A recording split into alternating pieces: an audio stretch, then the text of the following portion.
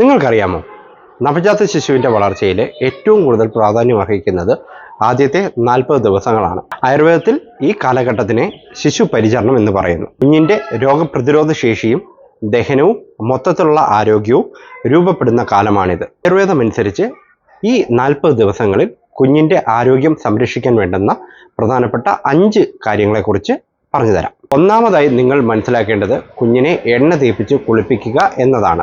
ചെറു ചൂടുള്ള എണ്ണ ദേഹത്ത് തേച്ച് പിടിപ്പിക്കുന്നതിലൂടെ ബ്ലഡ് സർക്കുലേഷൻ കൂടുവാനും കുഞ്ഞിൻ്റെ മസിൽസ് സ്ട്രോങ് ആവാനും സഹായിക്കുന്നു. രണ്ടാമതായി ചെറു ചൂടുള്ള വെള്ളത്തിൽ കുളിപ്പിക്കുക എന്നതാണ്. ഇത് കുഞ്ഞിനെ ഇൻഫെക്ഷൻസ് വരുന്നതിൽ നിന്ന് സംരക്ഷിക്കുകയും ശ്വസന വ്യവസ്ഥയെ ആരോഗ്യമുള്ളതും ആക്കുന്നു. മൂന്നാമതായി 2 മണിക്കൂർ ഇടവിട്ട് മുലപ്പാൽ കൊടുക്കുന്നത് ശീലിക്കുക. ആദ്യ നാളുകളിൽ വരുന്ന പാലിനെ കൊളസ്ട്രം എന്നാണ് പറയുക. ഇത് കുഞ്ഞിൻ്റെ ഇമ്മ്യൂണിറ്റി കൂടാൻ വളരെയധികം സഹായിക്കുന്നതാണ്. നാലാമതായി കുഞ്ഞ് കിടക്കുന്ന മുറിയിൽ സുഗന്ധദ്രവ്യങ്ങൾ പുകയ്ക്കേണ്ടതാണ്. ഇത് സന്ധ്യാനേരങ്ങളിൽ ചെയ്യുന്നതാണ് ഉത്തമം. ചെയ്യുന്നതിലൂടെ റൂം ജേം ഫ്രീ ആയിരിക്കുവാൻ സഹായിക്കുന്നതാണ്.